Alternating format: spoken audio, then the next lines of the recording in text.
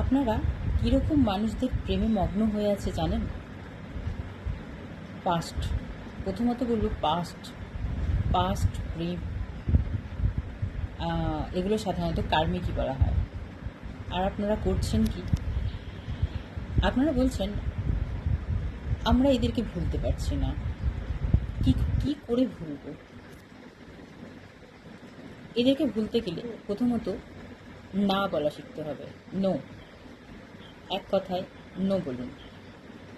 Get lost করতে হবে পুরোপুরি আপনাদের মাইন্ড থেকে, প্লাস আপনাদের জীবন থেকে। এরা বারবার আপনাদের ছোট করে, অপমান করে, আপনাদের কষ্ট দেয়। আসলে কি জানেন তো, যে ঈশ্বরকে আমাদের হৃদয়ে এখানে রাখার কথা, আমরা আজকে এদের মতো মানুষগুলোকে ঈশ্বর বলে জায়গা দিয়ে দিয়েছি। এটাই হচ্ছে আপনাদের সব থেকে বড় যদি ভুল হয় তাহলে এটা। এদেরকে এত ভালোবাসা আপনারা দেন, একদম ভগবানের মতো করে মনে বসিয়ে নেন, ভগবানের তুল্য মনে করেন এদের। সেই জন্য এদেরকে এখান থেকে বের করতে আপনাদের ভীষণভাবে অসুবিধা হয়ে যায়। ঈশ্বর তো আপনাদের সাবধান করে, কিন্তু আপনারা সাবধান হতে চান না। এই জন্য আপনাদের একবার না বারবার পরীক্ষা হয়। মা সীতা কি করেছিল জানেন? যখন মা সীতার অতিরিক্ত পরীক্ষার হার বেড়ে গেছিলো, এমনকি অগ্নি পরীক্ষা দেওয়ার পরেও যখন পরীক্ষা শেষ হচ্ছিল না, তখন মা সীতা নো বলতে শিখে গিয়েছিল, যে না, আর না, যা হোক হোক, কিন্তু আর আমি পরীক্ষা দিতে রাজি নয়, কোনোভাবেই আমি পরীক্ষা দেবো না, আমি নো বলবো। মায়ের মতো করে আপনারা যদি নো বলাটা শিখে যান না বলাটা শিখে যান মুখের ওপর, একদম গেট লস্ট করে দিতে পারেন, তাহলে কিন্তু এই কার্মিকগুলো ছাড়া কোনো ব্যাপার না। রাবণও কিন্তু মা সীতার কার্মিকই ছিলেন। বিনম্রতা দেখানোর একটা টাইম লিমিট থাকে। হ্যাঁ, প্রথমে বিনম্রতা দেখাতে হয়, দেখানো উচিত, কিন্তু বারবার যদি ট্রিগার আসে তাহলে কিন্তু কখনোই ঠিক না। শ্রীরাম কী করেছিলেন সীতা উদ্ধারের সময়? আমরা খুব ভালো করে জানি, যখন সীতা উদ্ধার করার সময় আসে, সমুদ্রের কাছে রামচন্দ্র রিকোয়েস্ট করেছিলেন, বারবার প্রার্থনা করেছিলেন যে আমাকে পথ প্রদর্শন করুন। তার জন্য শ্রীরাম 3 দিন টানা সাধনা করেছিলেন। আর এত কিছুর পরেও সমুদ্রদেব কিছুতেই মানেননি, তিনি সেই জেদ ধরেছিলেন। তারপরে কি করেছিলেন রাম?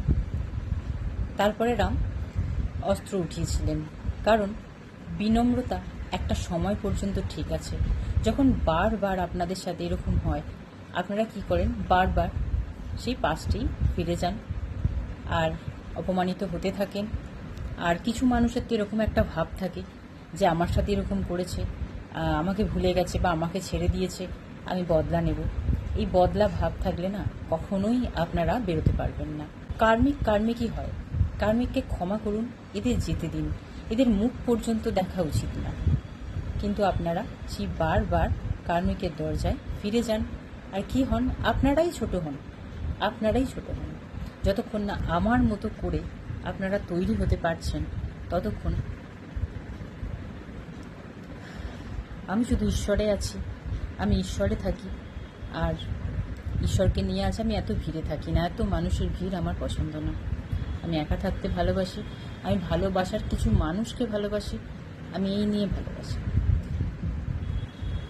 আমি এই নিয়ে ভালো আছি। আর টিগার আমার দিকে এলেও আমি জানি আমার মুখোমুখি কেউ করতে পারবে না। আমি একাই 100, আর আমি একাই কি বলবো, আমার শত্রুদের উপর ভারী পড়ে গেছি। আমার শত্রুরাও ভাবে কি করে বেঁচে আছে এখনও, বাট এটা আমি জানি।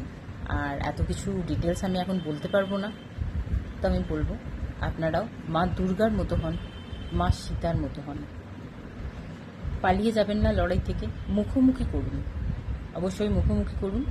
আর এদেরকে মন আর মস্তিষ্ক থেকে এদেরকে পুরোপুরি দূরে করুন।